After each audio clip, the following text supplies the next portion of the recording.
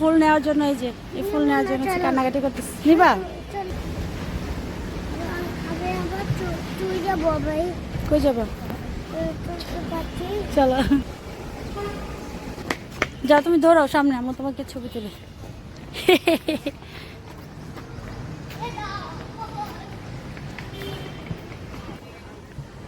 শুভ সকাল সবাইকে। আর প্রকৃতির স্নিগ্ধতায় আরো বেশ কিছুদিন যাবত হচ্ছে প্রচণ্ড গরম, আর সেই সাথে হচ্ছে চুলের ভালোভাবে যত্ন নেওয়া হচ্ছে না। তো চিন্তা করলাম হচ্ছে আজকে মেহেদি পাতা দিয়ে একটি মেহেদি প্যাক বানাবো।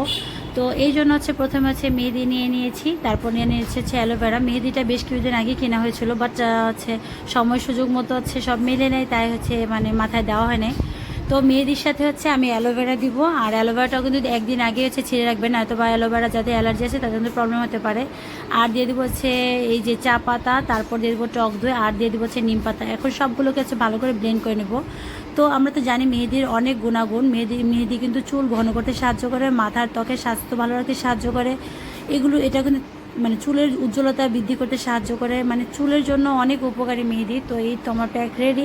এখন হচ্ছে জাস্ট এই প্যাকটা ব্লেন্ড করে নিয়েছি, আর সেই সাথে অল্প একটু 2 টেবিল চামচের মতো হচ্ছে সরিষার তেল হচ্ছে অ্যাড করে দিব। আর এত পরিমাণ বাতাস ছিল, একটু পরপর হচ্ছে জামা হচ্ছে উড়ে উড়ে মেহেদি পাতা চলে যাচ্ছিলো। তো এটা এখন হচ্ছে দিয়ে দিব হচ্ছে সরিষার তেল। তো সরিষার তেলটা দিলে কি হয়, এমনি দেখবেন খুলে খুলে পড়ে যায়, এই জন্য হচ্ছে আমি একটু সরিষার তেল অ্যাড করে দিই, তাহলে কিন্তু সুন্দর করে মাথায় প্রলেপটা সুন্দরভাবে বসে। তো ভালো করে ব্লেন্ড করার পর কিন্তু এই যে তেলটা দিয়ে এখন হচ্ছে আমি 1 ঘন্টার জন্য রেখে দেবো। ব্যাস, মাঝে মাঝে কিন্তু এভাবে চুলের উজ্জ্বলতা বৃদ্ধির জন্য এটা করতে। বেশ কিছুদিন হয়ে গেছে কলমি শাক খাওয়া হচ্ছে না, তো চিন্তা করলাম হচ্ছে কলমি শাক রান্না করব। আর সেই সাথে ছিল হচ্ছে হেঁচি শাক বা হেলেঞ্চি শাক, দুইটাকে হচ্ছে মিক্সড করে হচ্ছে রান্না করব। এভাবে কিন্তু শাক রান্না করলে আমার কাছে ভীষণ ভালো লাগে। তো শাক তো হচ্ছে প্রতিদিনের খাদ্য তালিকায় একটা রাখা চাই, কারণ শাক না খেলে কেন জানি আমার কাছে ভীষণ ভালো লাগে না। তো এই জন্য হচ্ছে আজকে কলমি শাক আছে হেঁচি শাকের একটা রেসিপি শেয়ার করব। আশা করছি আপনাদের কাছে ভীষণ ভালো লাগবে।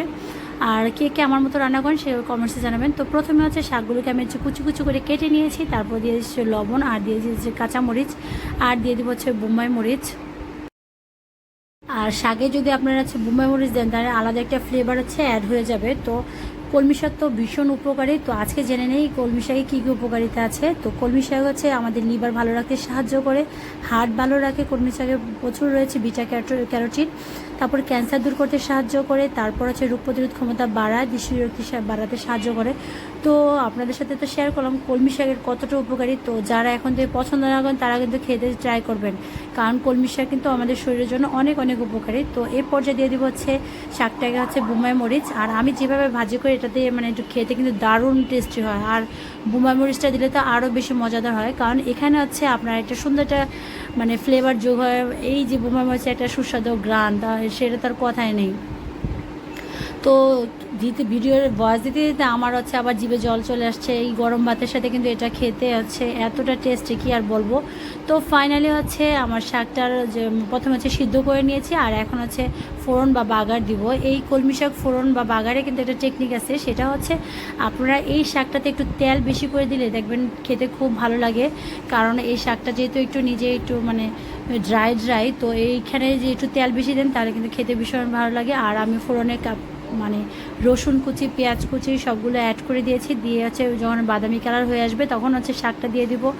আর এই যে সুন্দরভাবে শাকটা এখন হচ্ছে একটু মিশিয়ে নিব, ব্যাস। তো পানিটা শুকিয়ে গেলে ব্যাস ঢেলে পরিবেশন করব। আর গরম গরম ভাতের সাথে খেতে কিন্তু দারুণ টেস্টি। তো আমার তো ভীষণ পছন্দ। কার কার আমার মতো কলমি শাক পছন্দ। তো এই যে বোম্বাই মরিচের কালারটা দেখছেন, এটা দিয়ে যখন একটু গরম ভাতের সাথে মেখে মেখে শাক দিয়ে খাবেন তাহলে তো অমৃত। আর কোনো খাবার দরকার নেই, শুধু এই শাক দিয়ে আপনারা 2-3 প্লেট ভাত খেতে চান। আর যারা ডায়েট করবেন তারা একটু ভাতটা একটু কম খাবেন তাহলেই চলবে, ব্যাস। তো তৈরি হয়ে গেল এই মজাদার শাকবাজি। কে কে আমার মতো এভাবে করে খেতে পছন্দ করেন কমেন্টসে জানাবেন। আর সবাই ভালো থাকবেন, সুস্থ থাকবেন। এভাবে কলমি শাক মাঝে মাঝে খেয়ে ট্রাই করবেন, তাহলে আপনাদের শরীর সুস্থ, সব কিছু সুস্থ থাকবেন। আল্লাহ হাফেজ। আজকে ভিডিও কেমন লাগলো কমেন্টসে জানাবেন। সবাই ভালো থাকবেন।